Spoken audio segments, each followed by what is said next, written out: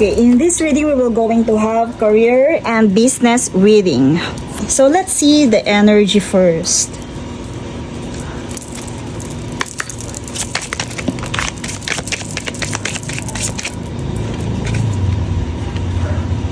Okay, feel all your feels. Feel all your feels.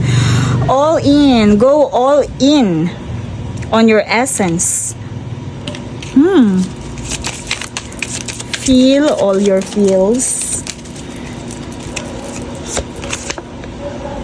Deepen your intuition. Okay, dito meron ka nang nasa isip mo, meron ka nang nararamdaman kung ano yung para sa'yo. Go all in your essence. Dito you are called to undertake or undergo sa yoga. Feel all your feels. Kailangan mong magbalik sa yung temple or nourish yung iyong temple. And wherever you do your best, non-thinking. Dito nga kagaya na sinabi ko sa'yo na nandun na sa inner self mo kung ano yung gusto mong gawin, kung saan ka magta-thrive, kung saan ka mag-excel. Kumbaga meron ka na kaya lang kailangan mong gisingin ulit yun. Meron kang mga sabihin natin kakayahan na kung saan maia-apply mo sa yung career. When you have, ito kasi lumilitaw kasi yung opal, when you have something that needs to get moving. A project, a relationship, or energetic block. Okay? So dito, kumbaga, kung meron kang something na kailangan gawin mo na right now. Meron ba? And dito din, sabihin natin, ito nasa inner ko kanina dito yung gusto, nandito din yung pleasure. Okay? So kung meron kang partner, pag kasi lumilitaw yung pleasure, ito din kasing, Shiva Lingam, go all in your essence. Pakiramdaman mo yung sarili mo, yung temple, your body. And ito din lumilitaw din to when you got baby making on your mind. Pleasure. Okay, pakiramdaman mo ang iyong sarili. So dito, kumbaga pakiramdaman mo ang iyong sarili, your temple, your body, and listen to your intuition. Kumbaga kung meron ka mga pinoproblema, watch out kasi may tendency din na iyan ay sabihin natin yung flow, nandyan yan, kusayang maa-unfold and you will going to watch out that all your problems get solved from some place and much deeper. So dito, ayan isa sa focus, kailangan mo i-nurture ang iyong body para mas maging align siya sa career na gusto mo or sa business na gusto mong tahakin. So dito, lumitaw dito yung kumbaga, di ba sa yoga, kung titingnan natin sa yoga, lahat ng body movements ay pinakikiramdaman ng naaayon doon sa tension, kung nasaan yung tension sa inyong katawan. And also here dito, yung sabihin natin, pleasure nga ng katawan, love making, kasama din yon para mas maging masaya ka doon. Ito, isa sa word is yung passion. Passion sa career at sa trabaho. Kung mahal mo yung iyong ginagawa at kung kumbaga aligned yung energy ng katawan mo doon sa career na gusto mong tahakin or sa business na gusto mong tahakin. Okay. So let's see. Anong business ba to or ngayon na ba siya? So dito masasabi natin you feel lack of fulfillment. Okay? You feel unhappy right now. Kasi with this reverse card of Nine of Cups. Pero tingnan natin kailangan talaga maging yan. Nandyan din yung sabihin natin pagmamadali. Kaya nga kailangan ma-feel mo lahat. Feel all the feels. Isa na sa natin dyan, passion and pleasure. I also hear that mainit ang sabihin natin temperature ng iyong katawan. Nandyan din ang self-doubt. Kumbaga about your hindi magsasucceed ang iyong business or career kung nandyan pa rin yung inner turmoil. Kailangan ma-heal mo talaga yung energy ng iyong katawan. And sabihin natin kung hindi ka pa into Reiki session, mag-yoga ka. Kasi doon marirelease mo yung tension ng iyong katawan. And kung meron kang partner, love making is essential. And ayan na nga. if you are, sabihin natin, self-sabotaging yourself. Kumbaga, kung hindi mo mahal yung business na gusto mong gawin, yung gusto mong itayo, hindi siya magiging align sa yung energy. Okay? Dapat, kumbaga sa ngayon, mag-focus ka sa yung katawan para magkaroon ng magandang career.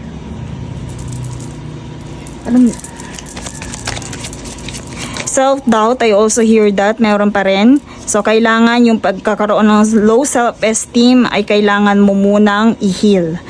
Okay? So, ito, parang nagmamadali ka. I also hear that, nagmamadali ka. And maaaring kailangan talaga yung mga goals and ambitions mo, paglaanan mo ng energy. Palusugin mo yung katawan mo, yung energy mo. Isa na talaga yung sa natin is yung yoga. Napakagandang niyang yoga. Okay, so give in, not to give up, and balance. Ayan na nga, balance your energy.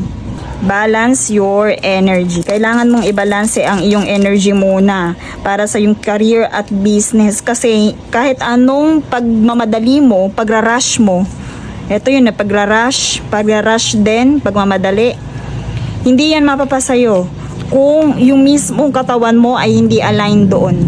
Kung walang passion, kung walang pleasure kang nararamdaman. Okay, ayan. So, you have to research kailangan mong pag-aralan. Kung meron kang business na gustong tahakin, kailangan mo muna yung pag-aralan with this book. Kailangan mo muna siyang pag-aralan. Okay, with this book. Kailangan mong mag-research, kailangan mo pa rin mag-earn ng ayan, ang ganda. Journey or travel. So, sa nakikita ko dito, kung meron kang business na gustong tahakin, kailangan mo muna siyang aralin. Okay, and sabihin natin may delays na something. Sa career or sa business, I also hear the delays. Oo, lumitaw dito kasi nagkaroon dito, meron ditong deception na lumitaw talaga dito kanina.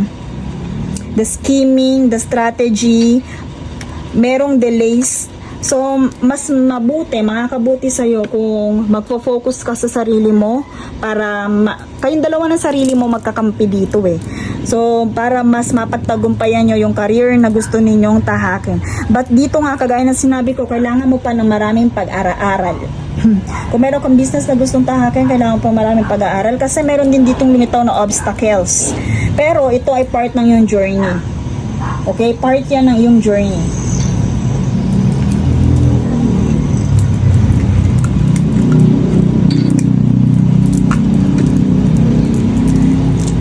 Part siya ng yung journey with this card. Papunta ka doon. Kumbaga, ayan meron kang something magkasalubong yung journey and yung mountain or challenges. So, kailangan mo ihanda ang iyong katawan, ang iyong health. Kung yan man ay career or business, pwede mapapalaban ka dito. Kaya, kailangan mo siyang paghandaan. Okay? Kailangan mo mag-focus sa iyong health, nurture your body. Kailangan mong malakas ang energy dito. Kailangan mong focus sa iyong sarili. Kailangan mo ihilang yung sarili. Kailangan mong magpalakas. Meron ba tayong ditong Kasi ayan may paparating sa journey mo na sabihin natin challenges and obstacles. Pwedeng mangyari yun. Pero kailangan magpalakas ka para mapagtagumpayan mo siya. Wait, tingnan nga natin.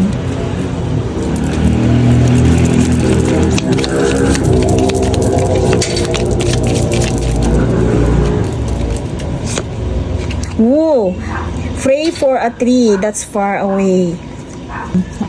Nakasalalay sa health mo talaga. Kailangan mo magpatatag yung katawan mo kasi kahit anong business or career ang iyong tatahakin, kailangan katuwang mo talaga dito yung temple mo, your body.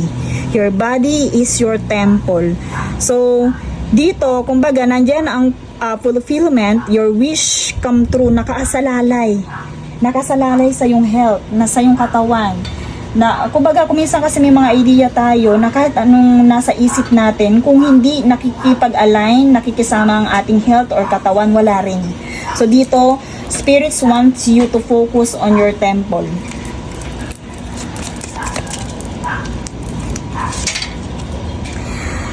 Okay, with the anchor at your side, gains in the trade come into view. Okay, I also hear pwede ding ano dito ha. Nandito kasi mistakes and steady love. And malapit siya dito sa challenges. Pwedeng itong mistakes, pwede ka maka-encounter ng mistakes dito sa yung career or sa yung trabaho and steady love. Pwedeng iyon na maging part ng iyong mga challenge. Okay? So, dito tayo mag-focus sa yung health. Kasi maaaring itong mga to, yung mga challenges na to, nandun ang love, nandun din yung mga mistakes, yung mga pagkakamali mo. Pwede maka-apekto yun eh. Nakatapat kasi siya dito sa challenges card, sa obstacle card natin.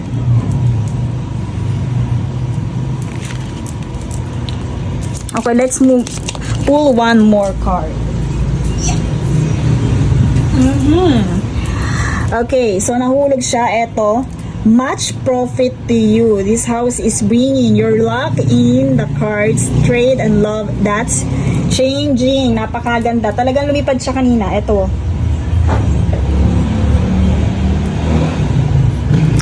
So, when you focus on your temple or yung body or sabi natin feel all your feels, go in your essence, or kung magpo-focus ka sa yung health, sa yung body, lahat ng ano na yan, yung harvest na yan, so much profit is coming for you. Ayan no, luck is on your side.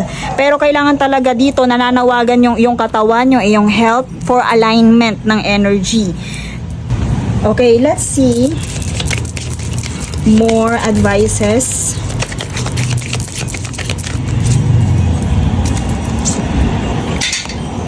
Okay, golden opportunities coming for you. It is important, sabihin natin, gagaya ng sinabi ko kanina ha, lumitaw na naman dito, ayan oh. Important doors are opening for you right now. Walk through them. So, at any moment, may opportunity na pwedeng dumating sa'yo. May mga, sabi natin, chances na pwedeng dumating sa'yo. Ang importante doon, ikaw ay ready. Kumbaga, ano tawag doon? Naka-condition ka na. Kinondition mo na ang iyong sarili. So, kumbaga, nagpaka-healthy ka na, nagpaka-strong ka na, nag-gain ka na ng strength. Kasi opportunity, golden opportunity are coming for you. Ayan oh. Golden opportunity are coming for you. Ang importante doon, ready ka ba? Nakakondisyon ka na ba? Nakakondisyon ka na ba? Na pag dumating itong opportunity na to, itong profit or luck na to, ay naka-ready ka ba? So, kailangan mag-heal ka. Kumbaga, holistically, mind, body, spirit, ay healed ka, ready ka. Boundaries, lumitaw din dito. For your career and business, kailangan mo magkaroon ng healthy boundaries. Love yourself enough to say no to others. Okay? Magiging successful lang yung career and business kung marunong kang maglagay ng healthy boundaries. If you learn to say no to others, demand on your time and also on your energy. Kung hindi yan makakatulong sa'yo, kung hindi yan makakapag-contribute ng growth sa yung business and career, say no to those energy. And easy does it. There is no need to hurry. Lumitaw na. Kasi dalawang hurry card. Hurry or rush. Asan yun? Dalawang rush card yung dumating. Dalawang rush yung dumating dito. Yung parang pagmamadali. Pero dito, spirits want you to know that there is no need to hurry or love things to happen. Everything is occurring in perfect timing. Okay? Wag masyadong magmadali. Ang kailangan mo ngayon ay healing. Heal your temple. Listen to your passion, pleasure. Focus, dun ka mag-focus. So, sa self-love natin, tingnan natin ano pa ba yung mga kailangan mong gawin para matulungan mo yung sarili mo na mag-gain itong pleasure na to, itong passion na to. Ayan, at any moment, darating yung golden opportunity. Ang kailangan, naka-ready ka. Kailangan, naka-ready ka, naka-condition ka. Pwede ding baby. Kung halimbawa, biglang may dumating sa yung baby. Ayan, ground yourself. Okay? Diba, ina-advise sa'yo, yoga, meditate. Ayan, ground yourself. Kailangan mong makipag-connect sa yung inner core. Alone time. Ay, ito nga, puro nga pag-meditate and yoga yung ina-advise sa'yo dito. And drink tea. Ayan. Puro siya talaga healthy living. Ina-advise sa'yo, magpaka-healthy living ka muna. And golden opportunity are coming. So, lagi may tanong sa sarili mo, are you ready? Handa ka na ba? Nakakondisyon na ba ang iyong katawan? Sa business, nakakondisyon ba ang iyong katawan? Okay, tingnan natin yung season.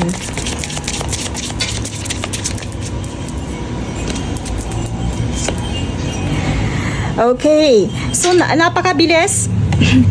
At any moment, pwede dumating yung golden opportunity na yun because of the Gemini season. Ngayon ay Gemini season.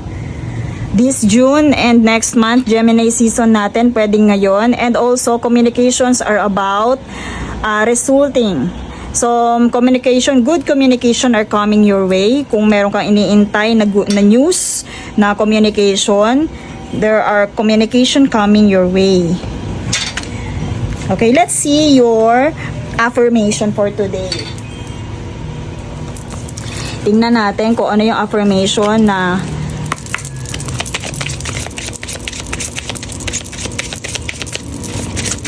yun. Okay. So, for your today's soul's action, on whom am I placing blame right now? Ito yung pwede mong gamitin during your reflection time, introspection time. On whom am I placing the blame right now? Today's soul's action, take responsibility. Wait lang ha. Take responsibility on whom are you placing blame right now. Today, free yourself by releasing all victimhood. Okay? Blame and resistance. They don't belong where you are going. Only love and courage live there. Make a choice to do it. Even if you don't feel ready, listen to your heart, you will be led. Okay? So, for you, who blames others has not begun their lessons. A person who blames themselves has begun their lessons. A person who blames no one has finished their lessons. Okay? So again, for today's soul's action, walang ibang may responsibilidad sa mga yan kundi ikaw. Kagaya ng mga focus natin, ang energy na to, ikaw at ikaw ang focus. You have to heal yourself. You have to avoid the victimhood. You have to align your energy sa desire, sa career, sa business na gusto mong tahakin. Pero lagi mong tatandaan, i-ready mo ang sarili mo, i-condition mo ang sarili nyo because good golden, sabi natin, golden opportunity are coming your way. And also, so much profit ang nakaabang sa'yo. Okay? Kasi sa mga challenges mo, pwedeng yung mga na-encounter mo sa love, sa paligid, pero hindi yun makakatulong. Dito sa soul's action mo, who am I placing blame right now? Kailangan mo ba isisi yun sa ibang tao? Ang importante, makondisyon mo yung sarili mo for this golden opportunity coming your way and your career. Much profit to you and this house bringing, okay? Your luck in the cards. Tingnan nyo, napaka-favorable ng card na to for you. Pero kailangan mag-focus ka muna sa yung health. Okay? And that's all for this reading. Thank you so much and see you in my next one.